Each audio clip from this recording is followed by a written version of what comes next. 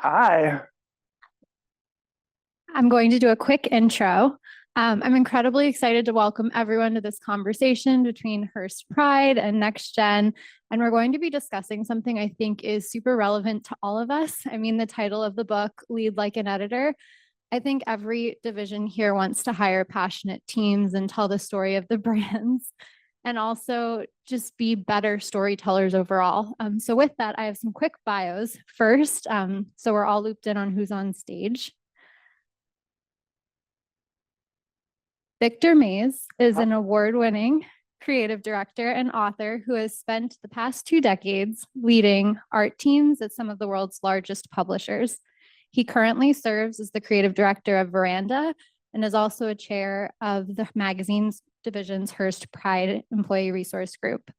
His book, Lead Like an Editor, which I hope everyone has a copy of, was released this past fall. And we're also here with Lucy Kaylin, who's an editorial director of Hearst Magazine's, the world's largest lifestyle publisher, with a portfolio of more than 25 brands in the US, 175 websites, and over 200 magazine editions worldwide. So thank you both for joining us today. I'll be running around with a microphone afterwards. So if you have any Q&As, look for me when we're doing the Q&A. Victor will cue us. So thank you. Thanks. Hi, everybody. I'm so happy to see you all here. I am so happy to be here with one of my favorite people. Oh, thank you. And it is the truth. And it's not only because you're such a wonderful person, but you're so wonderful to work with. Victor and I have had a really good time over the last, I'd say, maybe 4+ years. Working really, closely together with Steele and the team on VERANDA. And he's, just the most talented and collaborative and sweetest and most, get the job done person you could ever ask for. So I'm always delighted when it's a Victor day for me. Oh, I'm blushing. Thank you. Do you write bios as well? Happy to do it for you anytime. Thank you. And I so enjoyed your book. And you're just the guy to write it. I loved the fact that it was a real combination of granular and takeaways and case studies and, tips and all of those kinds of things. But it was also soulful and deep. It was also about the things that, are a part of our working life, even though that doesn't sort of get the headline, but we bring our whole selves ideally to work, and we have hopes and dreams and fears and anxieties, and all of that becomes part of our experience of being at a place like Hearst all day every day, so it seems. And I think that you beautifully in this book bring together all of those elements that are essential to thriving at a place like this or any place. Well, thank you. I appreciate it.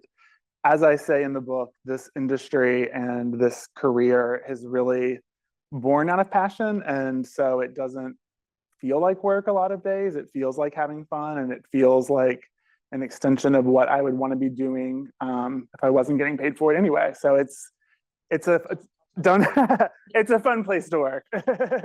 It is a fun place to work. All right. Well, I'll start with an easy one. Can you tell us about your background, what brought you to here? And I also want to hear about what brought you to writing this book.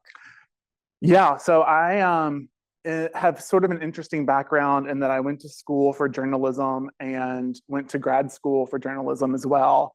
And along the way, kind of realized that as much as I loved reporting, I also really loved the packaging of information. And so as an intern, I would write my story and then run to the art director's desk and annoy them and ask them how they were going to lay it out and what images they were going to use. Cutest thing I've ever heard. I mean, yeah, well, now as an art director, I don't think it's as cute probably, but at the time, I knew that I was really interested in just the whole magazine and how it was put together and what it looked like. And so, I kind of progressed through my career as a little bit of an odd duck in that I was always in art direction roles, but always on the side was thinking like an editor and, writing captions and writing headlines. And so I've been in this business for 20+ years at this point, but there was a 3-year period where I wanted to scratch an entrepreneurial itch, and I actually stepped away from corporate and started my own consultancy. And when I did that, I really thought there was going to be this big learning curve. And instead, what I actually realized was that there were all of these things that I knew from publishing and from being a journalist and an editor that set me up to really succeed in any business. I knew how to, create a deadline and stick to it. I knew how to talk to a target audience in a voice that resonates with them. And I think most importantly, if I didn't know something, I was not afraid to put on my reporter's hat, find an expert, get them on the phone, have them explain it to me, which is what you do for every article that you write, essentially. And so, yeah, I realized that, there's all these things that have prepared me to lead. Maybe other people who haven't had a journalism background and journalism training would benefit from these as well. So that's when I started working on the book. That's amazing. And let's drill down a little bit more on that intriguing title, the whole notion of there being some secret sauce to being an editor. You and I have talked about this a little bit. I mean, I think we both, say with much positivity, the fact that editors know a little bit about a lot. And we sort of know how to kind of get our arms around things, and we're curators and all that kind of stuff. Do you want to speak a little bit more about that? Yeah, I think that there's a ton of qualities that go into being an editor: an optimism, empathy with your audience, which a lot of times can extend to your staff too. But one of the biggest ones that I found is really curiosity. We are endlessly curious about a lot of stuff.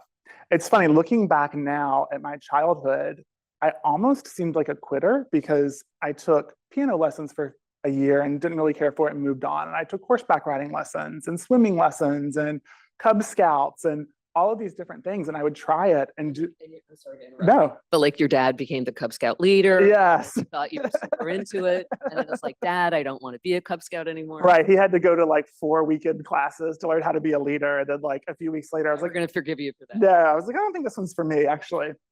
But it even continued in adulthood. I was a DJ in college for a while. I moved to New York and took classes at the Upright Citizens Brigade because I was like, improv would be fun.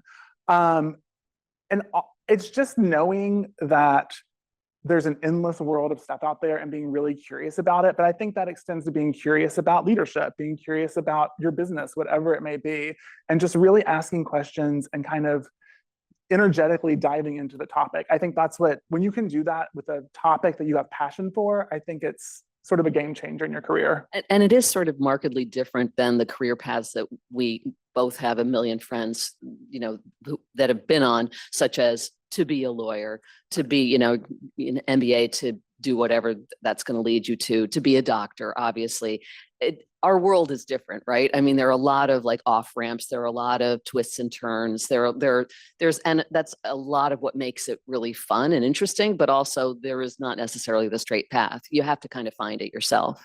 Yes. And I think that that's one thing that, looking back, I wish I had maybe known earlier, but you learn it as you go. But I think everyone sort of assumes that, my career is going to go like this. And really it kind of goes a little bit like this. There's ups, downs. There are some people here who are probably social media editors. When we started, that wasn't even a title.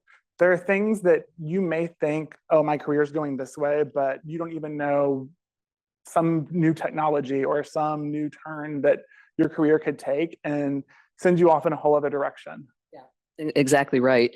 And that's sort of the fun, but that's also the anxiety.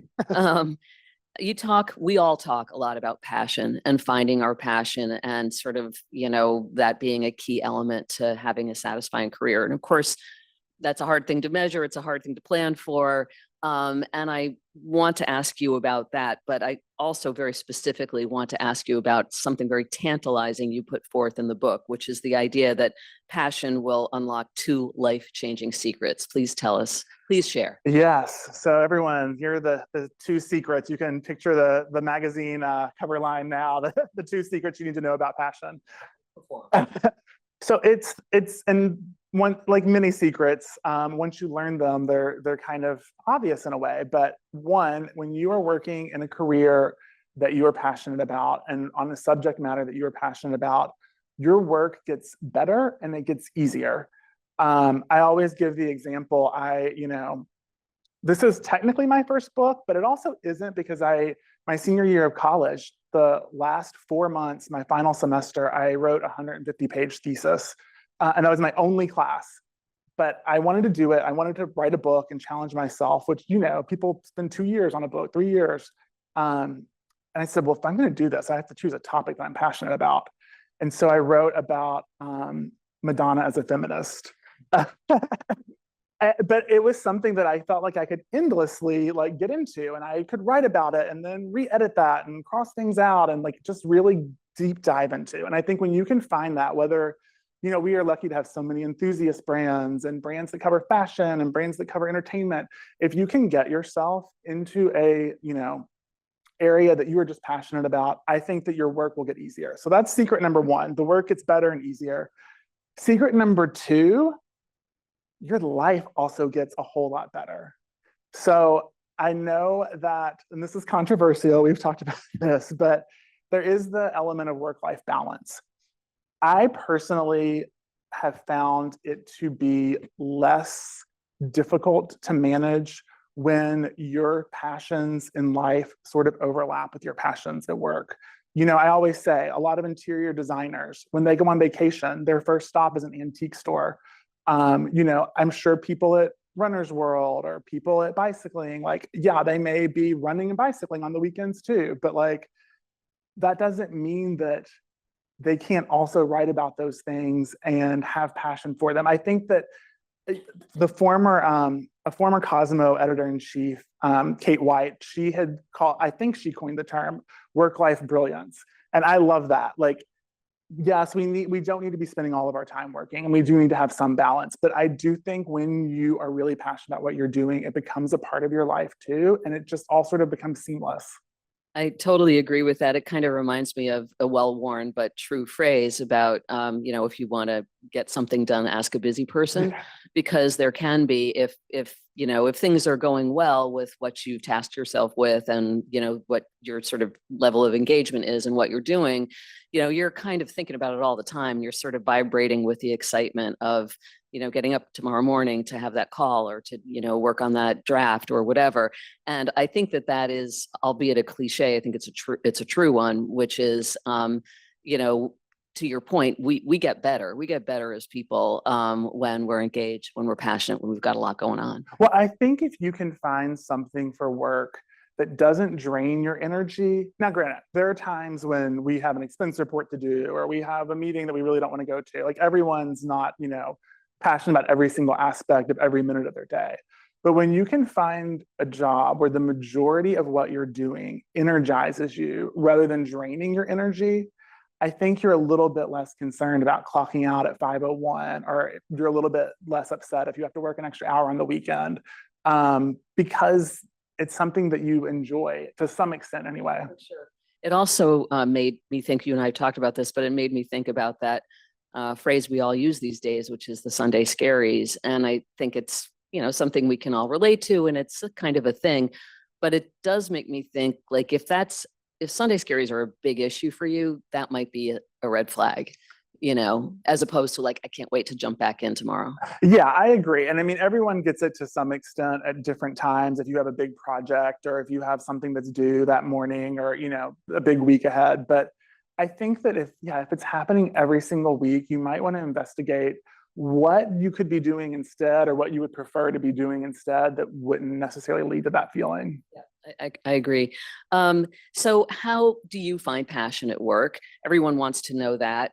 And what do you think about, of course, given the folks that we have in the room with us, all, you know, Hearst people for the most part, who are in this industry and in this, you know, company that's full of creatives and, you know, incredibly interesting people and all the rest, how you found your passion and what you think this industry of ours does to help us find our passion? Well, I think that the best way, it kind of goes back to the generalist's approach that I was talking about earlier. If you haven't found your exact passion, or maybe you're just starting your career and you have a few different passions, I think, you know, one, look at where can I get experience in a few different realms. And that could be, maybe you're on a team that, you know, like at VERANDA, I've done all kinds of different things that 20 years ago when I was just making magazines, I didn't necessarily do. I planned an event this week. It was one of the first times I'd done it with Steel, or actually it was 2 weeks ago that we planned an event. And it was, it was something that I got to learn about from the ground up. And you may love it, you may not love it, but if you're interested in something, I think kind of figuring out there's a place where I can maybe get a little bit of experience in this and kind of see if it rings true for me and energizes me. I definitely think Hearst is a wealth of knowledge in all subject matters in terms of, events, publicity and PR, marketing, sales.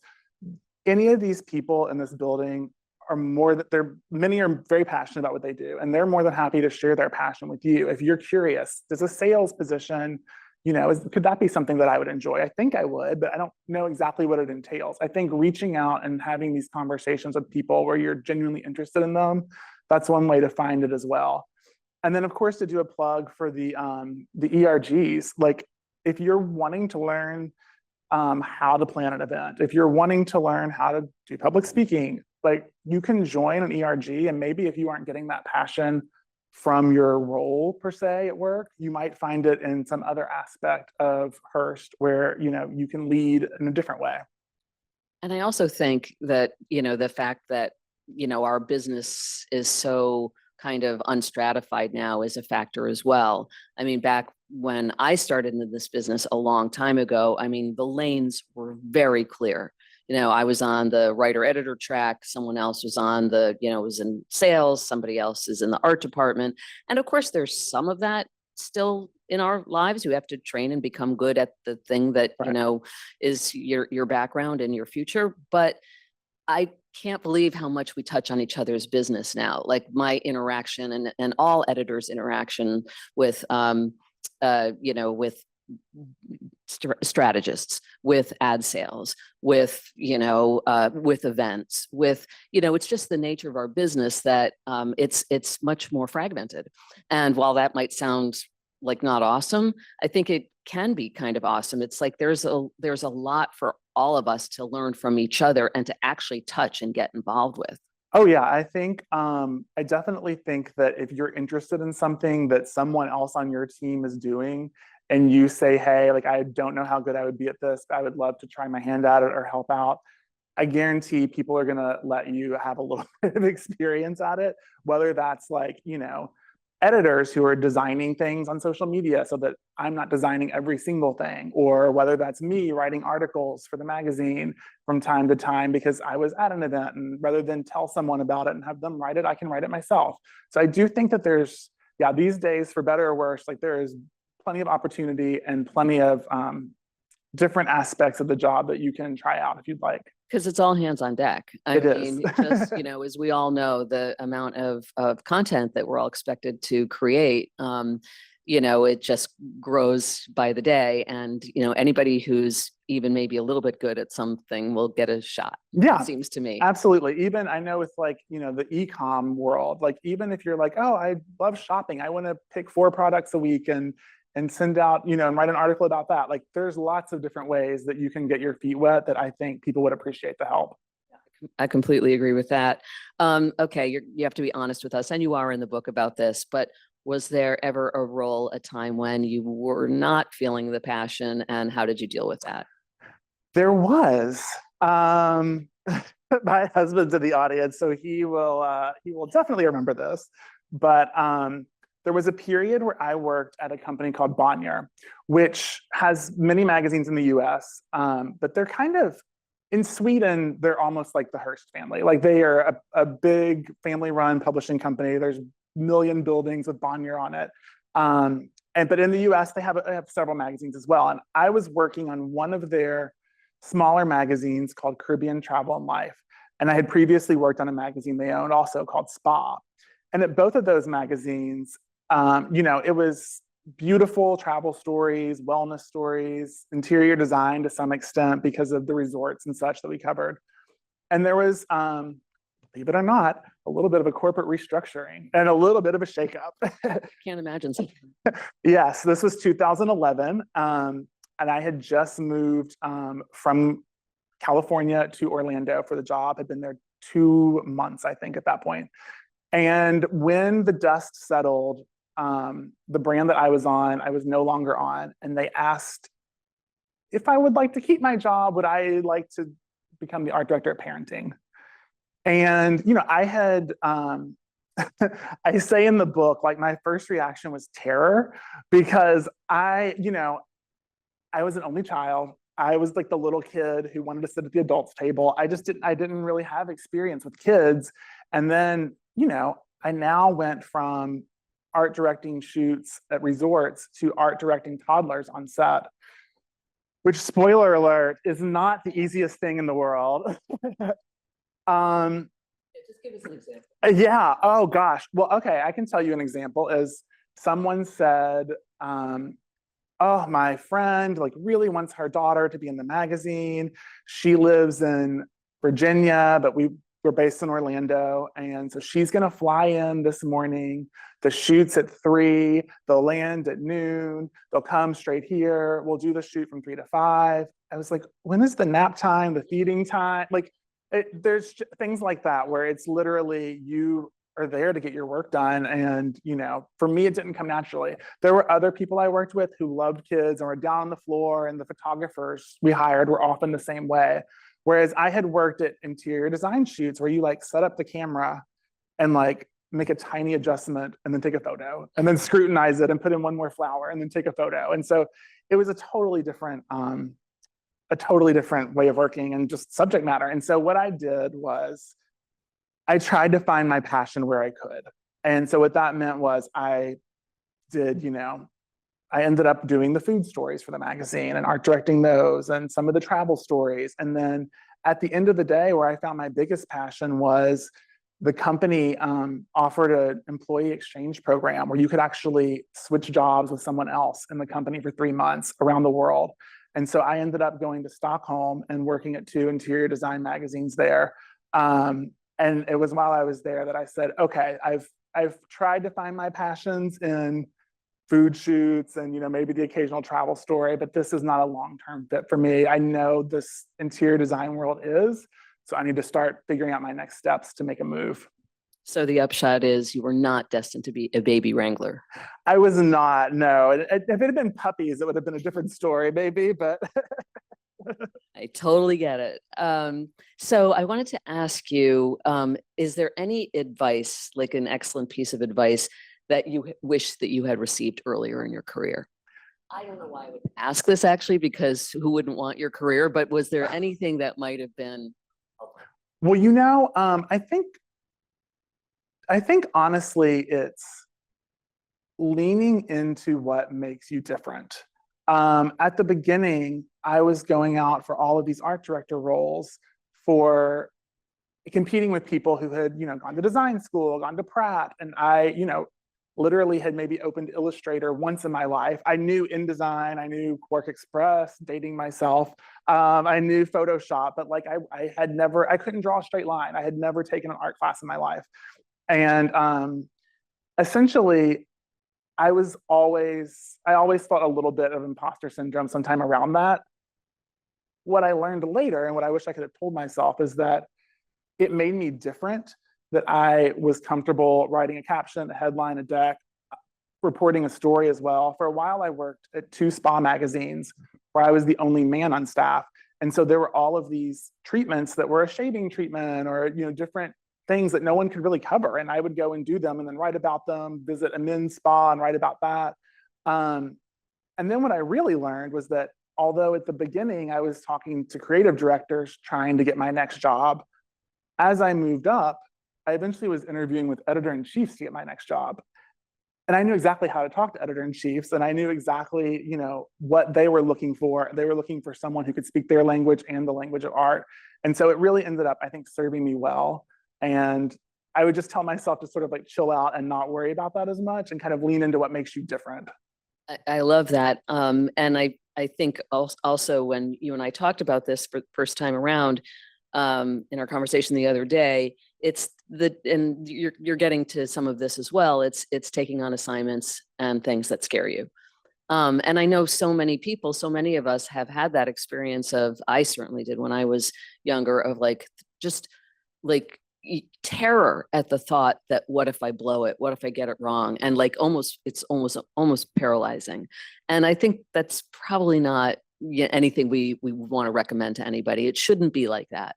Yeah, no, you've got to take chances. And, I think that people are not expecting everything you do to be perfect. They want you to sort of find your way. And, that's why you have leaders, is so they can give you feedback and they can help you out.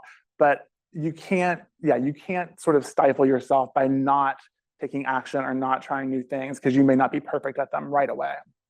So you touched a little bit earlier on,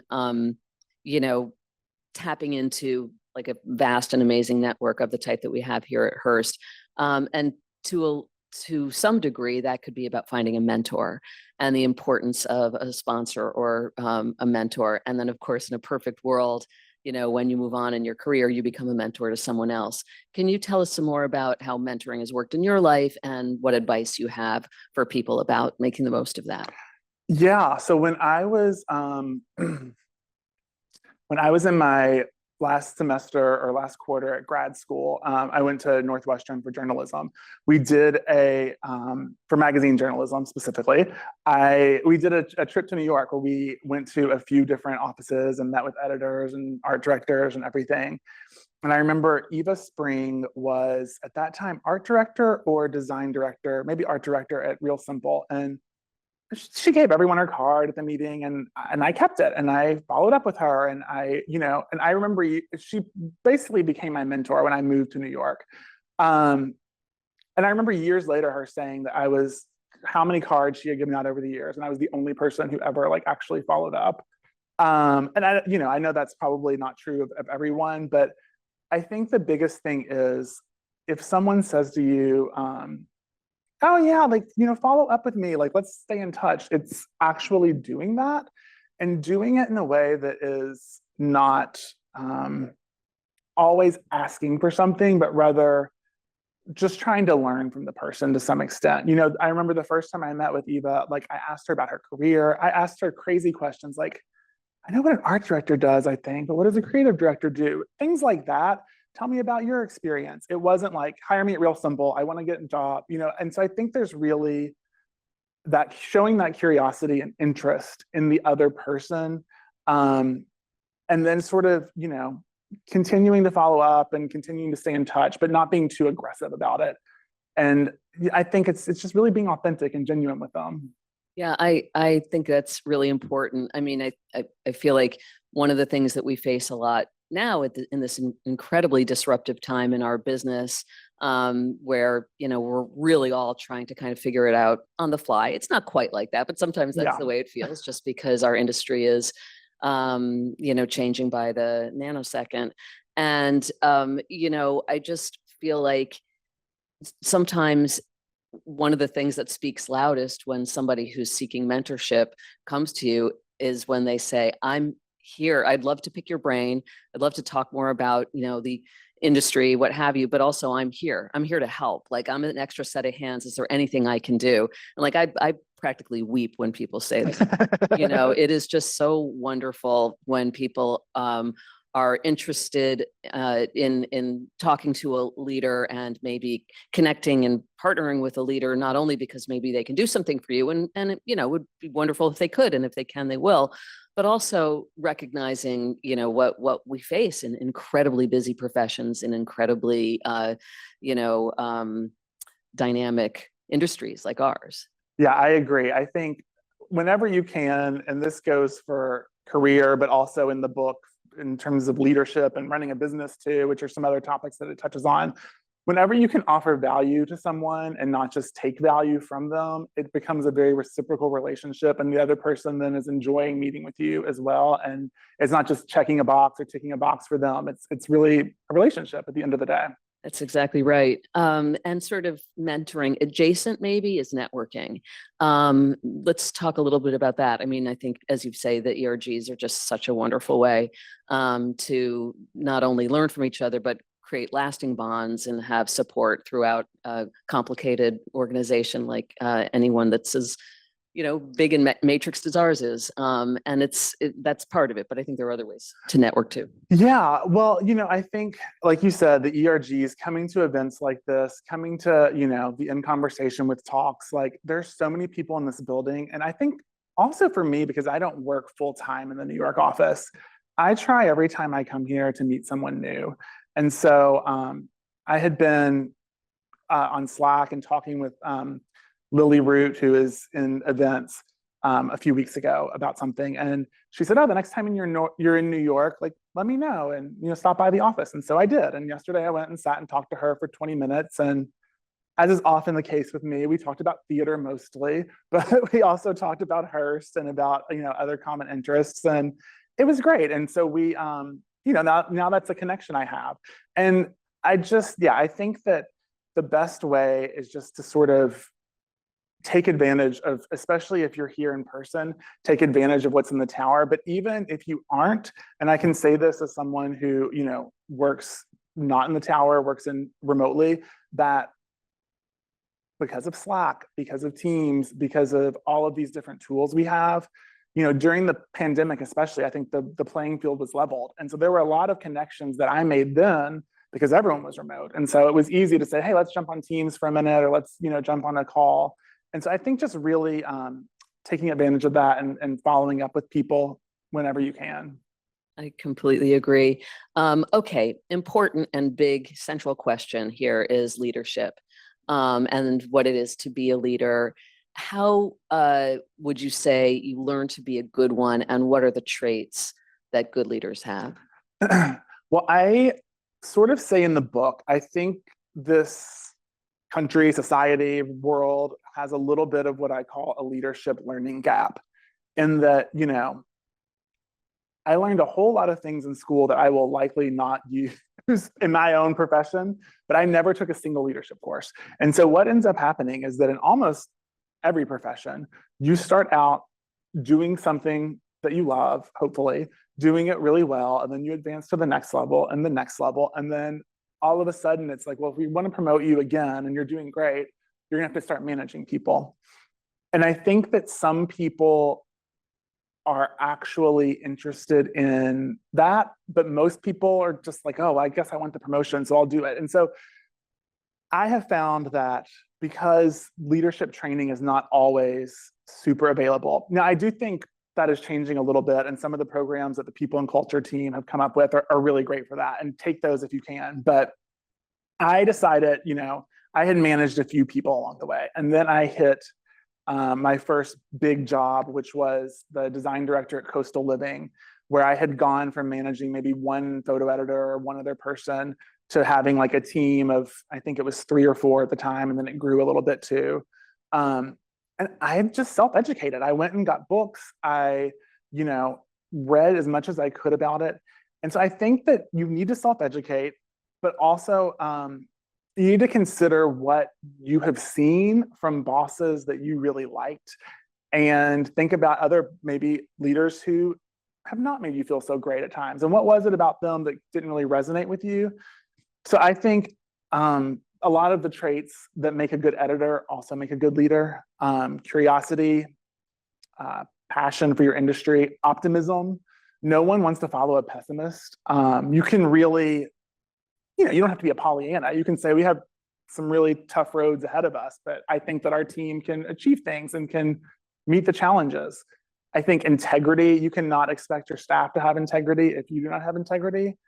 So those are just a few, and really just empathy and being there for people and being willing to change and meet change as it comes. You also need to be able to do that and do it calmly, as much as possible. I think that's great. And just a couple others that I would throw in too, because everything in your book and everything you're saying sparks such interesting thoughts and ideas.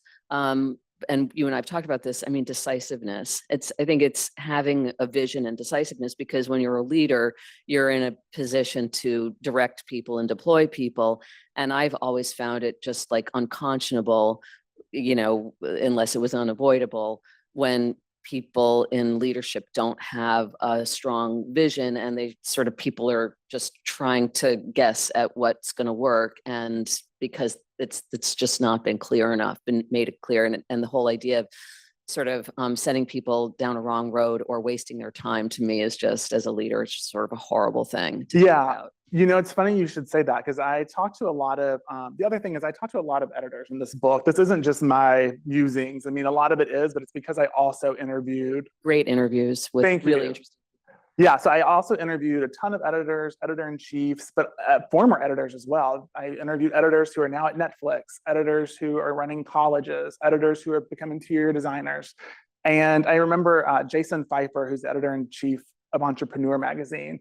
I don't even know if it made it into the book, but he essentially said the same thing. He said, you know, I feel like my team really wants to know my decisions so they can make their life easier and their work better. And the longer that I hold it out, they're just like spinning their wheels sometimes. Or if I change my mind mercurially about things, it's really affecting their day-to-day life. And that's not fair too. So I think that's great. Exactly right. And then the other one I would throw in quickly, which you and I have talked about, is when you're in a leadership position, never underestimate the degree to which, you know, the energy that you put out or anything you do or say is going to impact somebody, because people are looking to leadership for signs. They're looking to leadership for reassurance. And, you know, I told you the story of, is back when I was at Oprah magazine, and there was an intern, and I saw her in maybe what we call the break room, or, you know, wherever the sink is and the fridge is. And, you know, struck up a conversation, asked her where she was from, and we had a nice chat. And like a couple of years later, I got a note from her, and she said that she'd never forgotten that. You know, it was 3 minutes, it was lovely, and she talked to her dad about it, and she was grateful. And it just reminds us, you know, that we're having an impact on people's lives, just as anybody can have an impact on someone's lives, but certainly when you might bear some responsibility for how they're going to do on the job and what opportunities they're going to get, you know, you have a lot of responsibility. Yeah, and guess what? Like, being kind is free, and it's something that anyone can do. And so I think just taking that time to do that with her was, you know, a kindness that is human to human, and it does stick with people for years. I've had experiences like that as well, when I've met people once or twice, and I know they don't remember it, but something that they said or the fact that they took the time to talk to me has stuck with me for forever as well.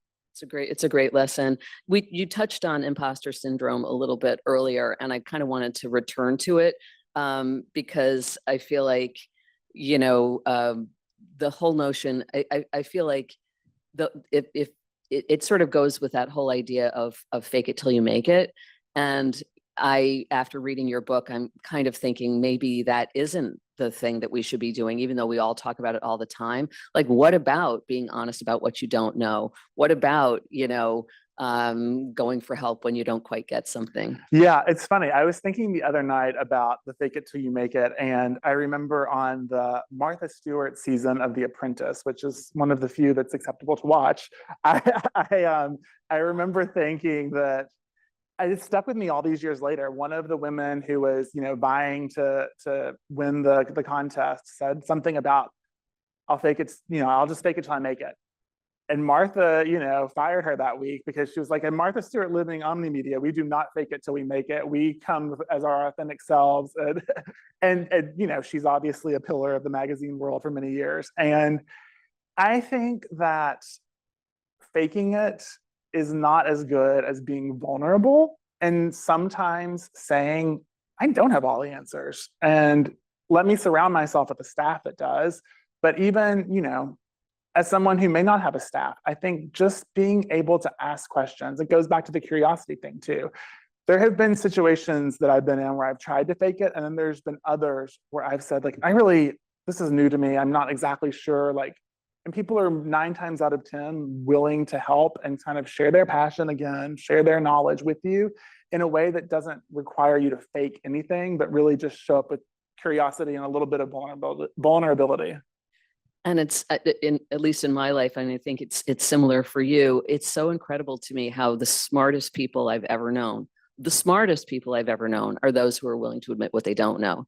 There's, you know, there was a woman when I started at Vogue, she was one of the editors. I couldn't believe how smart she was. And when we'd be in meetings, she would say, someone would pitch something. She'd be like, I've never heard of that. Tell me about it. And I was like, whoa, that's scary. But, you know, she was smart and confident, and that's what you do. Yeah. I mean, well, the famous story is, you know, when Oprah was pitched a magazine and she said, what's a TOC? Like, it's table of contents. Like, but no, there's anytime you're joining a new organization or a new industry, there are going to be things that you don't know. And whether you're Googling it on the side or, you know, asking someone, I think that being honest about it and really, you know, trying to figure out the answer rather than faking it as though you know it already, I think is going to be a better policy. So I've alluded a number of times to our disrupted industry, and all of the wonderful lessons that you offer in this book and all of your insights they're just fantastic. But I would love for you to contextualize them for us a little bit. Like how does all of this work in an industry where, you know, things are just changing all the time? Like, where do we find the sort of the opportunities there and keep our fear at bay? I think, and I was not always good at this, but I think you have to appreciate change because it is the only constant. And you have to learn to keep learning, essentially. I mean, I think that's the biggest thing, is if the people who do the best in life are the ones who can continually embrace change. And it's hard to do, honestly. And it's because often the change is not, we're going to stop doing this and start doing that, but it's, we're going to keep doing this and then keep doing that. And then we're going to add this over here as well. I have to remind myself, like, oh, you know, in 2018, I didn't know how to build a story in our CMS. In 2018, I didn't know what a membership program looked like. I didn't know how to plan an event for members. I didn't know how to build, write, schedule a newsletter. Like, all of these things I think are exciting because it just gives me new skills. And I think that you have to, it's hard, and there's burnout can be a thing, but I think you just have to continue to embrace it. And also remember that there are certain changes. Like, people were terrified of automobiles at first. People were terrified of elevators at first. Even like streaming TV, I feel like people, when it first started, like, oh, I'll keep my cable, thank you. And there are people who are terrified of AI right now. Right, exactly. And so I actually end the book talking about AI and how there was a webinar or something that Hearst did maybe a year or so ago now, where it was, and they've done many since, but where they brought a bunch of editors in and kind of explained GPT to them and how they could use it, not to write their stories and maybe to organize their thoughts or to plan things. And it was so perfect because I watched all these editors show up, and I was in the same room, but working on this book, and so like observing from a different mindset. And they showed up skeptical, but curious. They like heard the different things that they could do. Then they broke off and poked holes in some of the things that people suggested they should be using it for. Then they broke off into these, like, you know, group chats and teams and tried it themselves. And were like, oh, that's really helpful. I didn't realize I could organize my thoughts like that, or condense an email, like not necessarily writing articles, but there's just some things that you can use it for that are really helpful and will save you time to do the rest of your job. And then they came back and were, like editors, optimistic and excited about, I think, going forward, how they could use it. So I think it's just really like leaning in and figuring out how to make the most of these situations. That's wonderful. I have a couple of questions that people submitted, and then in the time that we have remaining, I'll be happy to open it up to the group that we have here. But one of them is about the, you know, touch points that you have with your manager. Like, we have an annual review, of course. But the person who writes this question wants to know about maximizing those opportunities. What kinds of conversations can I have with my manager throughout the year to ensure I am on the path for growth within Hearst? Yeah, I think frequent, you know, check-ins, they can be formal, they can be informal, but just touch bases to see how things are going. I think the biggest thing, though, well, two things. One, if you have a career desire, you have to let people know. Another friend that I have wrote a book called Promotions Made Easy. And the irony of the book is that promotions aren't easy. Like, you can't just expect they're going to land in your lap. You have to really tell people, this is what I want. But you also have to be patient. Like, it may not be possible right now, But I think communicating, but then also, and this is huge, you have to be receptive to feedback. And that's another trait of writers and editors. You know, if you write a story for a magazine, it's going to be touched by a copy editor, a research editor, an editor-in-chief, an executive editor, a section editor. Everyone's going to make changes. Like, it may not look like what it originally looked like, but I think editors and writers are great at realizing feedback is just something that helps me improve myself and makes my work better. So you have to remember that, you know, your manager is your coach, and their job, like a coach on any other team, is to really like tell you how you can improve. And if you're receptive to that, I think it's going to make you even more promotable. Right. The check-in isn't just a box ticking exercise of like, I've got to do this check-in with my boss and, you know, hope that it leads to a promotion. It's like, it's a real working session. It's an opportunity to learn, to get the feedback, and then to go on and grow. Another question that I think is incredibly important is, how do you know when your mission has been fulfilled and it's time to move on to the next chapter in your professional journey? What are the factors to consider? So it's funny. Alicia, who is in the people and culture team, and I work with closely on the ERGs, she's probably going, what is he going to say now? But she said to me, like, in every position, and I don't know where this quote came from, but she said, you're either growing, you're glowing, or you're going. And I think that, you know, it's true. It's when you are considering, is it time to leave? Maybe you haven't given it a chance yet, and you actually are still in your growing period, and there's a lot that you can still learn. Or that said, maybe you're glowing. Maybe, you know, you're having a great time. You feel like you kind of got the job under control, but there's other things that you can maybe do on the side. Maybe this is the time where you're like, oh, my job is going well. Maybe I want to start like volunteering to help with an event or to do something else or lead an ERG because I've got my day-to-day under control. But if you feel like you are at a point where you're not gaining any new information, you're having the Sunday scaries, it's not fun anymore, the work that you're doing is draining you more than it's energizing you, that is maybe a time to start considering leaving.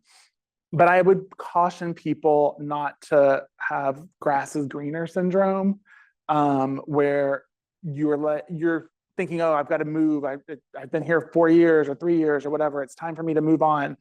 So I'm going to just take whatever I can get, or I'll take the same position in another company. I think that might feel good and be great to be recruited for maybe a few months or a year. But then if you're in the same role, doing the same stuff, and it's not interesting to you, I think you instead need to kind of wait until the position is more of a growth opportunity or something that's going to lead you to the next step. I think sometimes when people do that, when they're assuming the grass is greener somewhere else, they're kind of being impacted by their peers.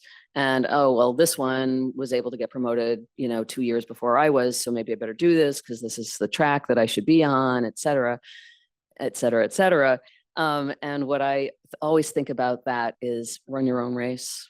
You know, run your own race. There was not a set way to do any of this, and you got to be connected to what makes you happy, and all of that, right? Yeah, and I think you said that too. You were at GQ for like, was it 20 years?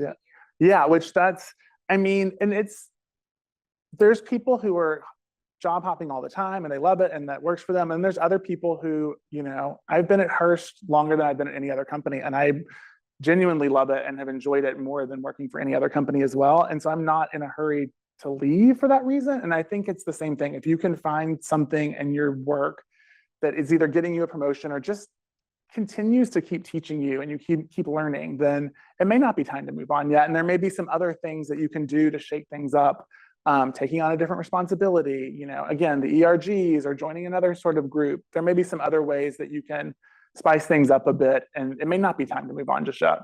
I think it's super wise and important to think about. We have a few minutes left. I'd love to open it up to all of our guests here who have questions. I know there are some.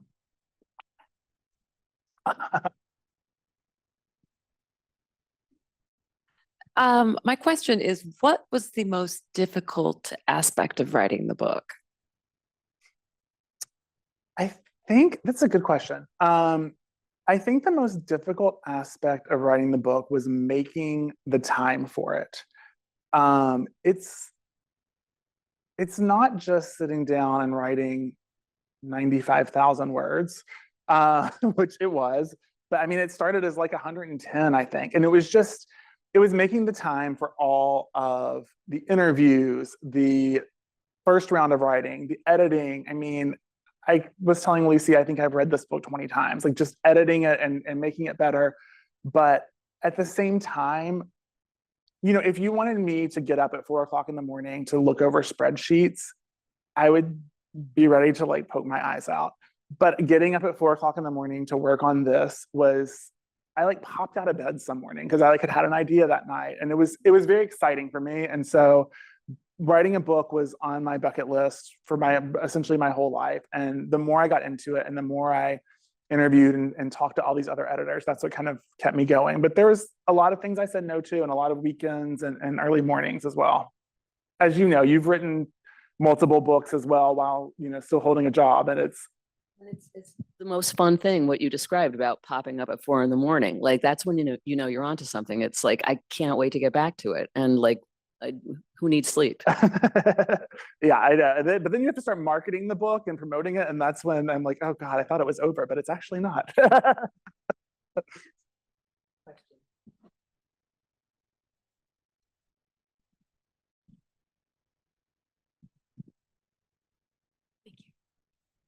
What advice do you have for somebody that's early in their career and looking to figure out their next steps in terms of pursuing something they're passionate about while also making practical career choices? That is a good question. I think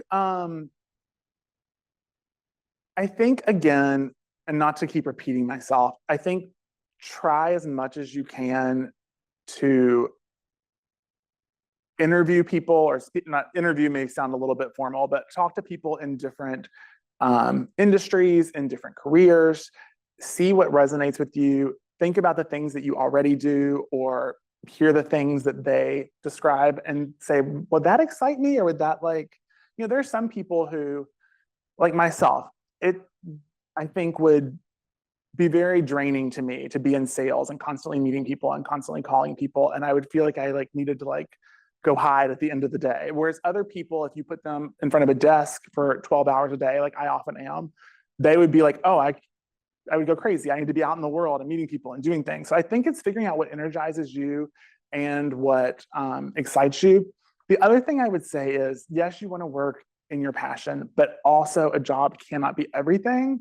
So I love theater. At the end of the day, I realized that the craft of a magazine editor was more interesting to me than the craft of an actor. And so I still go to the theater. I've taken improv classes, but it wasn't meant to be my career, I guess, or my main career. I've done side projects, et cetera. But I think it's realizing you can still have the hobbies and do other things on the side as well. And so you may get a mix of two different passions, one in your main career and one in a hobby or something. I think that's fantastic. Any other questions?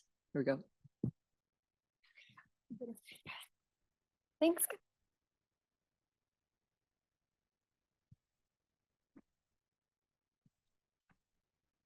This was a fantastic talk, so thank you for sharing. Thank you. I have a question about creativity, because I think as a mom of 2 kids, I think that being able to foster creativity, true originality of thought and ideas, is probably one of the most important skill sets we can give, young kids, people starting out in their careers, particularly with so much change in technology. And so my question for you is around creativity. How do you stay creative and hungry? I mean, I think you talked about curiosity a lot, which I loved. But what else fuels your creativity every day?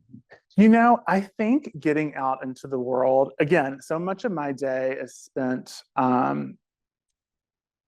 behind a desk. I mean, this is the case for most of us these days, behind a desk at a computer. I think, I've recently gone to some interior design events for VERANDA, and I wasn't really doing that a ton in my job before the past year or so.